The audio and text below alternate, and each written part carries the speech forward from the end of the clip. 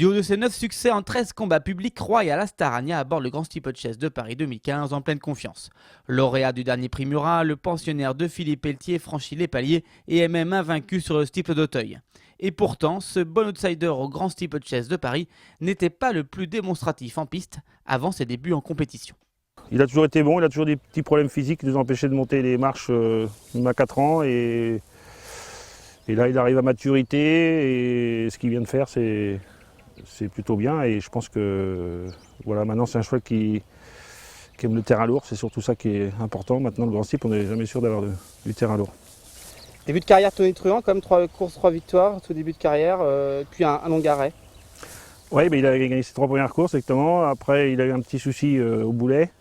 Il a été vissé dans le boulet et donc on a été obligé de l'arrêter, c'est pas la force des choses. Donc à 4 ans, il a regagné. Après, on a encore eu des petits conflits, ça nous a embêté pour courir et du coup, il a vieilli par la force des choses. Mais bon, c'est un cheval qui a toujours montré de la qualité. Le programme de cette année, on a vu que ses limites étaient inconnues, hein, ça confirmait un peu. Tout à fait. Il avait bien gagné le Tofano, il a couru 3 fois au Auteuil, il a gagné 3 fois. Il avait gagné en fin de 5 ans facilement. Le Tofano c'était propre aussi et l'autre jour dans le Murat, donc c'était quand même un test sur le parcours, sur le lot. Enfin, fallait qu'on prenne la température, mais il l'a fait de belle manière. Le fils de l'excellent Royal Kazumai a en effet parfaitement rempli son contrat en s'adjugeant le prix Murat, son premier groupe, dominant après lutte Vieux Morvan et Milord Thomas. Changement de contexte ce dimanche avec une distance de 6000 mètres qu'il abordera tout simplement pour la première fois. C'est pas un souci.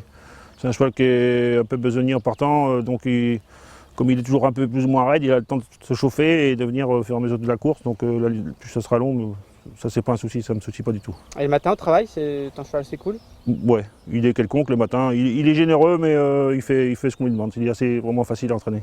Comme les vrais bons chevaux, quoi. Tout à fait.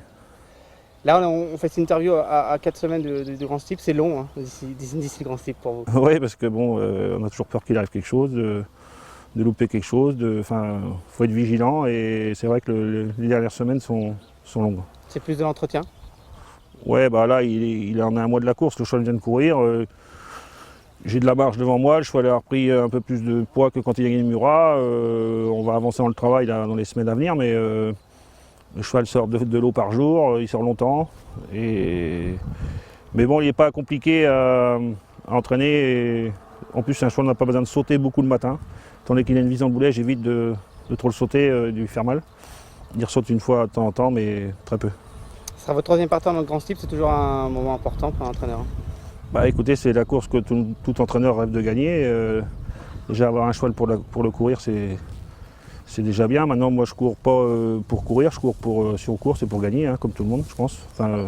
C'est une logique. Parce que c'est quand même une course qui est difficile, ça peut laisser des traces, donc on ne va pas sur le Grand Steep avec n'importe quel cheval, quoi. Mikador avait fini 6e, Ozamo 2e, on peut encore gagner un rang.